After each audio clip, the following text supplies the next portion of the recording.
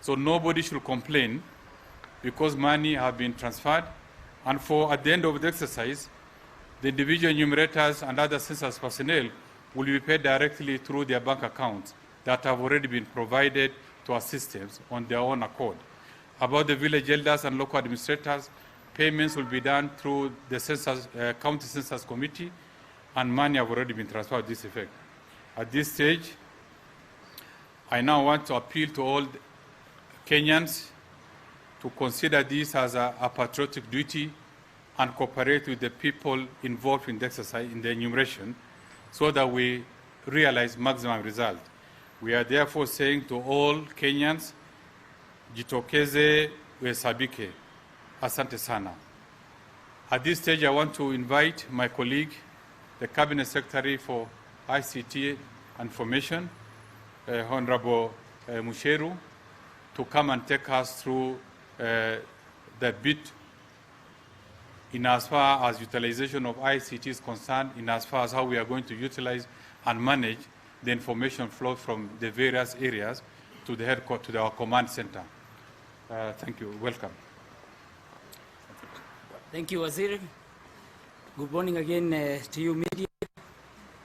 I wish to make a statement on the data management and the communication process during this population and housing census enumeration exercise. I would like to first assure Kenyans that your data and information is safe and secure. We have ensured that we have several security measures that we've put in place to ensure that all the information that we collect is not only stored in a secure place, but we have full redundancy. The equipment that is being used, which are 7-inch tablets, these devices, as you've heard, were assembled locally, and they have our software, which we have developed within the country. And therefore, we are able to ensure that all the data, as it is transmitted, as it is processed, is actually done within our control. And we assure you that we have the full capacity to ensure full security.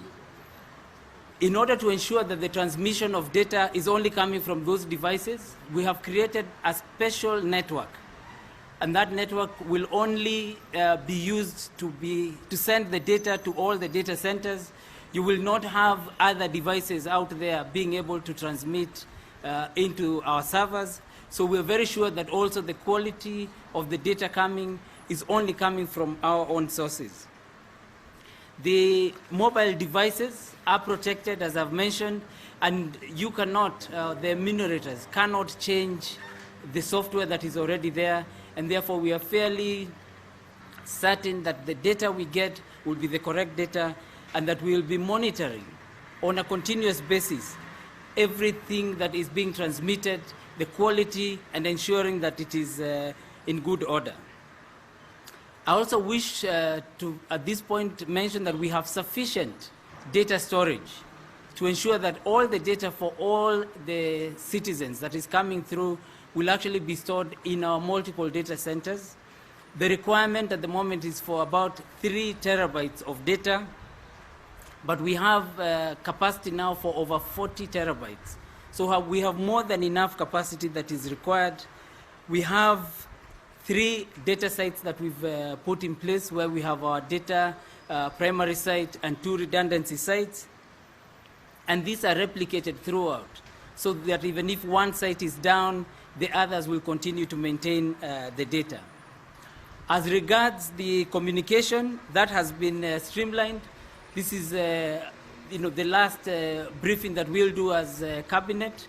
Going forward, we will have media briefings that will be done by the government spokesman and the Director General of the KNBS. They will be doing this on a daily basis at 10 a.m. from the Media Briefing Center at Teleposta Towers. We do not expect anybody else to communicate on the census other than the 2 I have mentioned. For technical information, the county commissioners in the different counties will be able to provide information so that, for instance, if you want to know where the enumerators are, if you have any technical issues, they can provide. But on the progress of the census, That will be done, as I said, by the government spokesman and the Director General of the KNBS. We have set up a hotline number which we have tested and is fully functional, and that is 0800 221 020, where anyone can call to get any information that you want regarding the census process, and we will be able to ensure that you're fully updated. The census process is distinctly different from the Huduma number process. If you recall, the Huduma number process was registering citizens with their biometric information so that we can have identification information on our citizens, a single source of truth. That exercise took place, and it took place, and we ensured that we have now data of our citizens. The census data is very different, because what we're doing is that we're not only getting the identification of citizens, but we're now enumerating a lot more information that we will use for our planning for the next 10 years as a country. We will be able to find out information, for instance, how many farmers we have, how many teachers we have, all the information that we need about the economy, about the development of the country, so that we are able to plan.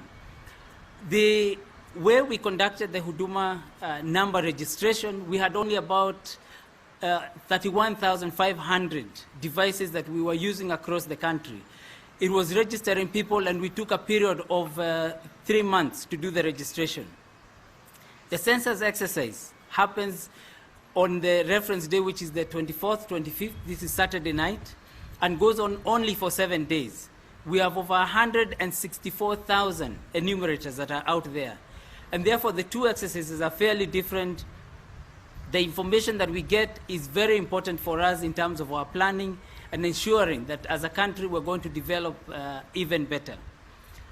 We will have questions later, but for now let me invite my colleague, CS Fred Matiangi, to now address the security features. Ladies and gentlemen, I think our role is to provide support to our colleagues at the Ministry of Planning and the Kenya National Bureau of Statistics to conduct the census exercise. Therefore, I start first of all by confirming to you we are ready. We will deploy effectively. We've already moved all the security resources to wherever we feel they are needed most. And you saw early in the week, our Principal Secretary in charge of Interior issued a circular to ensure that all security personnel are on duty for the entire census period. So none of us in the security sector is going to be on leave. We're all on duty until this exercise is conducted and completed. Secondly, to ensure that we identify and know who is involved in this exercise, our county commissioners across all the 47 counties are issuing accreditation documents to observers or monitors of the census exercise.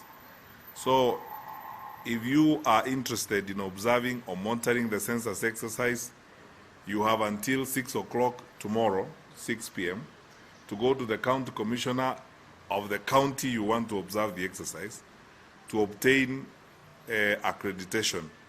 The county commissioner will require you to fill out some forms and give him or her some information, after which the county commissioner will give you an identification document that you will carry around with you if you are not employed. So there are only 3 types of people we will have out on Saturday evening and on Sunday evening and for the rest of the 7 days. They will either be census officials employed through the Kenya National Bureau of Statistics, either enumerators, content supervisors, and so on. Or 2, security personnel, our police officers, our assistant chiefs and chiefs, county commissioners, SECs, and all that. Or 3, monitors who must carry identification document given by the county commissioner as official monitors or observers of the exercise. Any other person is therefore not supposed to be involved in that exercise. And if they come around, our security personnel are well aware of what they would do with that person. We have requested our fellow Kenyans, and I want to say this with utmost humility. We are sorry for the inconvenience that is going to be caused to you, because we ask that social places be closed at 5.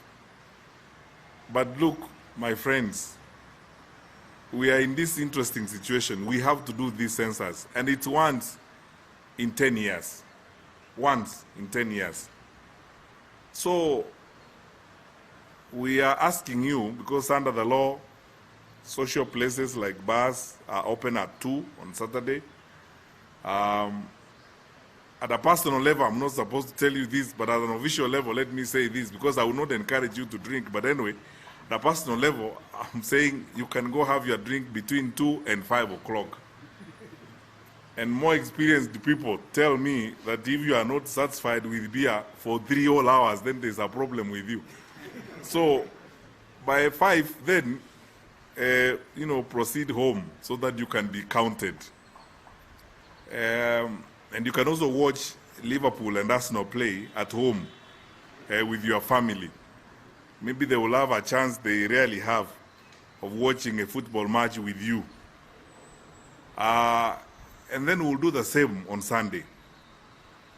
And then the rest of the week we'll carry on with our normal activities.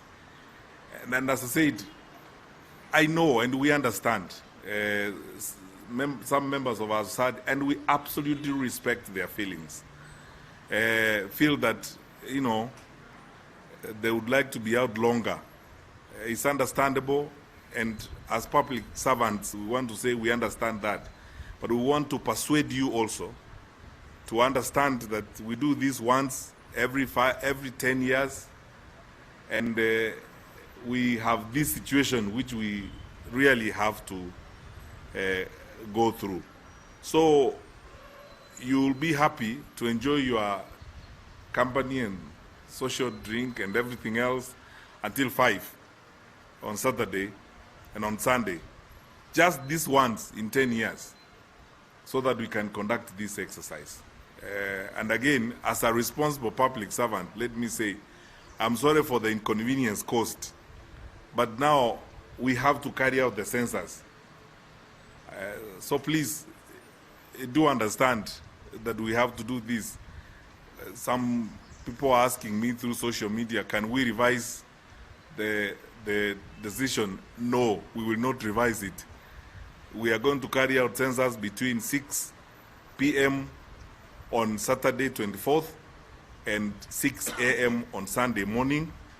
And again, the exercise will resume, especially in households that will not have been visited, again 6 p.m. on Sunday to 6 a.m. again on Monday morning. That is what I have been asked and advised by my colleagues in the Ministry of Planning and the Kenya National Bureau of Statistics. And for us in the security sector, our responsibility is to facilitate this exercise, and we are absolutely ready to participate to facilitate the exercise. So sorry for the inconvenience, but please bear in mind that it's only this once in 10 years. And in the life of a nation, is that one time when we all must take a little inconvenience here and there to facilitate an important exercise such as we are doing. We are not being insensitive, but we are also not going to revise the hours. We have worked on this for 3 years, making this plan, and let's not cause confusion. Let's go ahead. And for you, my good friends from the media, I need to emphasize this. No one, under the law, we can't, we cannot ban drinking, like the way some of you are reporting, that we have banned bars and, so on. You would think the world is coming to an end this weekend. No. We've just asked you to enjoy yourself until around 5. And 5 p.m., honorably, just go home and then be counted with your family. Then you can resume your business the following day again until around 5. Then you have all the time of your life to continue now enjoying, watch all the matches you want to watch, and drink all the things you want to drink as you go along. But we would have actually conducted the census those 2 days. So we are sorry for the inconvenience, but this is something that we have to do. Lastly, I need to say this. You've had His Excellency the President say this more than once recently. I want to ask our leaders across the country, especially political leaders. This is a straightforward census exercise, and let us allow it to be that. There are attempts, there are parts of the country where we have received a few reports. You know, people are trying to do some funny games, asking people to move this way or that way. This is a modern country, and Kenyans are modern people who want to live according to the law. Let us now do this exercise with the decency that it requires. You know, some of these primitive habits that some of our political leaders have lived with for a long time, moving people around, hassling others and talking about this clan must be here and there. Let's stop these things. They are affecting the way in which our people live. Because I am aware as I speak to you this morning that we are following up certain of those kinds of activities in certain parts of the country. But I want to tell you, we are ready because we are monitoring those things. We are watching you as you are trying to do those things, and we are aware of the meetings you had last night. And at an appropriate time, we will ensure that you meet with the law so that you are helped to live as a decent person and as a decent leader. But let us not disturb our people by trying to move people around in that kind of manner. But otherwise, ladies and gentlemen, we wish all of us the best because this involves all of us. And I want to, on behalf of all these good people, take this opportunity to thank you for coming and thank our colleagues for the great work that has been done, and hope that we will complete this successfully in the next few days. Thank you very much.